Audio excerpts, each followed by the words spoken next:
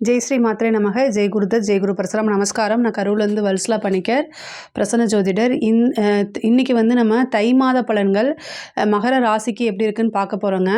மகர ராசியை பொறுத்த வரைக்கும் தை மாதம் வந்து ரொம்ப ரொம்ப அதிர்ஷ்டகரமான மாதமாக தான் அமையப்போகுது. ஏன் அப்படின்னா, உங்களுடைய ராசி மகர ராசி. இந்த தை மாதத்துக்கு வந்து மகர மாதம் அப்படின்னு தான் சொல்லுவாங்க. அதனால் தை மாதம் வந்து உங்களுடைய மாதம். தை பிறந்தால் வழி பிறக்கும் அப்படிங்கிற மாதிரி உங்களுடைய மாதம் தான் என்னது தை மாதம் அப்படின்னு நம்ம சொல்கிறது. இந்த ராசியை பொறுத்த வரைக்கும் தை மாதத்தை பொறுத்த வரைக்கும் உங்களுக்கு ரொம்ப அதிர்ஷ்டம் தான். ஆனால் உடல் ரீதியாக சில பிரச்சனைகளை காமிக்கும். அதனால் நான் கவனமாக இருங்க.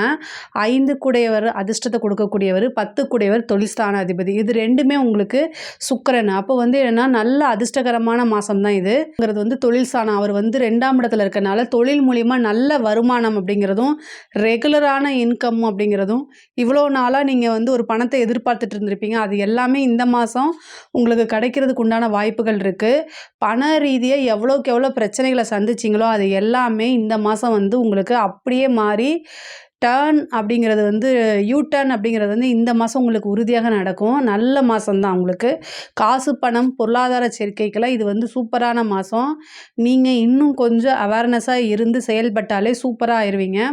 அஷ்டமாதிபதி சூரியன் வந்து உங்களுடைய ராசியிலே இருக்கிறாரு. அதே மாதிரி 12ஆம் இடத்துல புதன் இருக்கார், விரயம். அப்போது காசு பணம் வரதை வந்து ஏதாவது ஒரு இன்கமாக நீங்கள் விரயம்ங்கிறது வந்து 12ஆம் இடம்ங்கிறது விரயம்ங்கிறது வந்து ஏதாவது இன்வெஸ்ட் பண்ணால் கூட அது வந்து விரயம் தான். அதனால் கரெக்டாக எதுலையாவது யூட்டிலைஸ் பண்ணிக்கோங்க. ஒரு கரெக்டான இன்வெஸ்ட்மெண்ட் தேர்ந்தெடுத்து பண்ணுங்கள். இல்லைன்னா புதுசாக பிஸ்னஸ் ஸ்டார்ட் பண்ணலாமான்னா தாராளமாக ஸ்டார்ட் பண்ணலாம். உங்களுக்கு சனி வந்து 2ஆம் இடத்துல இருக்குது, ராசியாதிபதி 2ஆம் இடத்துல இருக்குது. பேசக்கூடிய வார்த்தைகளை ரொம்ப கவனமாக இருந்துட்டாலே ரொம்ப ரொம்ப சூப்பரானது. 5ஆம் இடத்துல உங்களுக்கு குரு இருக்குது, 3ஆம் இடத்துல வந்து ராகு இருக்கார். அப்போ நீங்கள் புதுசாக போடக்கூடிய முயற்சிகள் எல்லாமே சக்ஸஸ் ஆகும். அது மூலிமா காசு பணம், நீங்கள் புதுசாக ஒரு விஷயத்தை ட்ரை பண்ணுறீங்க, புதுசாக ஒரு விஷயத்தை படிக்கிறீங்க, அது மூலிமா உங்களுக்கு வருமானம் வரதுக்கு உண்டான அமைப்புகள் இருக்குது. உங்களுடைய ராசிக்கு 7ஆம் இடத்துல செவ்வாய் வந்து நீச்சமாக இருக்கார், 11 கூடையவர் நீச்சமாக இருக்கார். பார்ட்னர் மூலிமா தொழிலை இம்ப்ரூவ் பண்ணுங்கள். பார்ட்னர் மூலிமா நல்ல ஆதாயம் இருக்குது. ஆனால் ஒரு சிலருக்கு வந்து புரிஞ்சிக்காமல் பார்ட்னர்ஸ் வந்து விலகி போகிறதுக்கு உண்டான வாய்ப்புகளும் இருக்குது. பட் ஆனால் வந்து அவங்களுக்கு தான் அது நஷ்டம், ஒன்றும் ப்ராப்ளம் கிடையாது.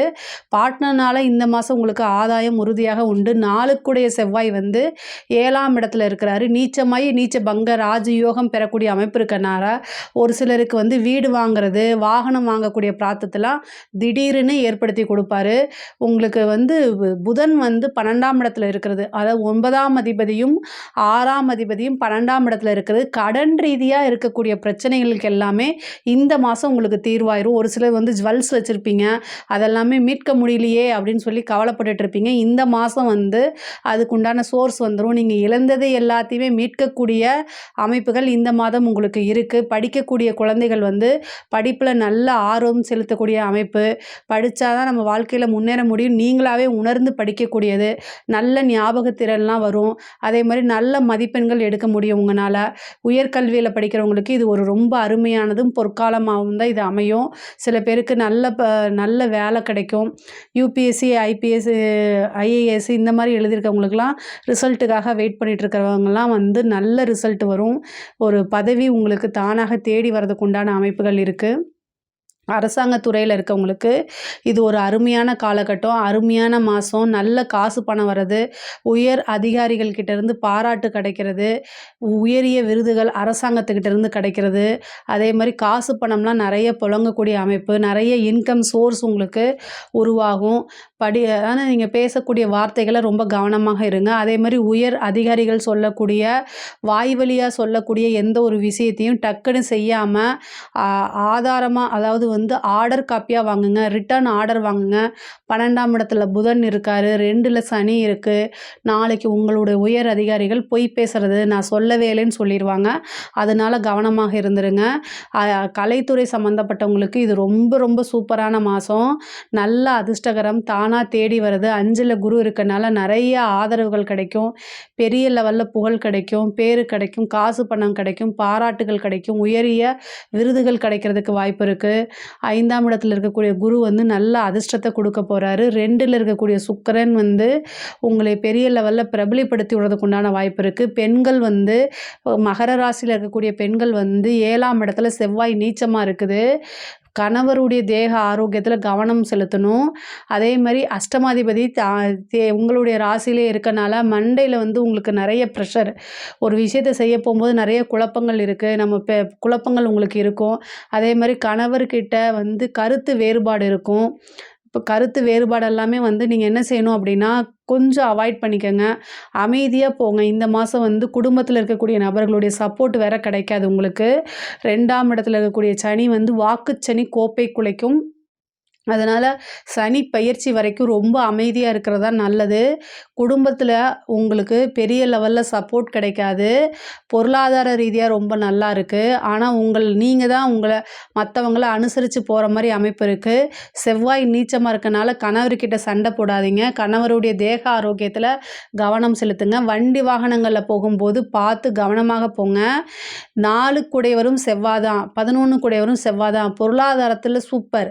ஆனால் 4ஆம் இடம் வண்டி வாகனத்தை குறிக்கக்கூடியது. நீங்கள் வண்டி வாகனத்தில் கரெக்டாக போவீங்க.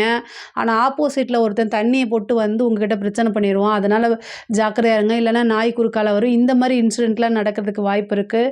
முருகனை வந்து வழிபாடு பண்ணுங்கள் மனசார. உங்கள் வீட்டுக்கு பக்கத்தில் இருக்கக்கூடிய முருகனுக்கு செவ்வாய்க்கிழமை போய் தீபம் போடுங்க. அது ரொம்ப ரொம்ப நல்ல சிறப்பான பலன்களை உங்களுக்கு கொடுக்கும். அரசியல் துறை சம்மந்தப்பட்டவங்களுக்கு வந்து இது ரொம்ப ரொம்ப சூப்பரான மாதம். பெரிய பெரிய விஷயங்கள் எல்லாமே வந்து சின்னதாக அசால்ட்டாக உங்களுக்கு நடத்தி கொடுத்துரும். அந்த மாதிரி கிரக அமைப்பு உங்களுக்கு இருக்குது. இவ்வளோ நாளாக எதிர்பார்த்துட்டு இருந்த ஒரு கட்சியில் ஒரு பெரிய லெவலில் பொறுப்பு, அங்கீகாரம் இது எல்லாமே உங்களுக்கு கிடைக்கும். இந்த இதை வச்சுட்டு நீங்கள் அடுத்தடுத்து உயர்வான வாழ்க்கைக்கு போகக்கூடிய அமைப்புகள்லாம் இருக்குது. பேசக்கூடிய வார்த்தைகள், செய்யக்கூடிய செயல்கள் இதிலெல்லாம் கவனம் செலுத்துங்க. முக்கியமாக நீங்கள் சோஷியல் மீடியாவில் ஆக்டிவாக இருந்தீங்க அப்படின்னா சனி 2ஆம் இடத்துல இருக்கார். ஒவ்வொரு விஷயத்தையும் நிறுத்தி நிதானமாக செய்யுங்க. உங்களுக்கு கெட்ட பேரை ஏற்படுத்தி கொடுக்கறதுக்கு உண்டான வாய்ப்புகள் இருக்குது. அதனால் கவனமாக இருங்க. பொதுவாகவே மகர ராசிக்கு தை மாதம் வந்து ஒரு நல்ல அதிர்ஷ்டகரமான மாதமாக தான் இருக்குது. குலதெய்வ வழிபாடு பண்ணுங்கள், இஷ்ட தெய்வ வழிபாடு பண்ணுங்கள், குருநாதர்கள் கிட்ட ஆசீர்வாதம் வாங்குங்க. அது இன்னும் சிறப்பான பலன்களை உங்களுக்கு கொடுக்கும். இதில் ஏதாவது சந்தேகங்கள் இருக்குது அப்படின்னா கமெண்ட்ஸில் கேளுங்க. நான் கண்டிப்பாக ஆன்சர் பண்ணுறேன். நம்மளுடைய சேனலை லைக் பண்ணுங்கள், ஷேர் பண்ணுங்கள், சப்ஸ்கிரைப் பண்ணுங்கள். நன்றி, வணக்கம்.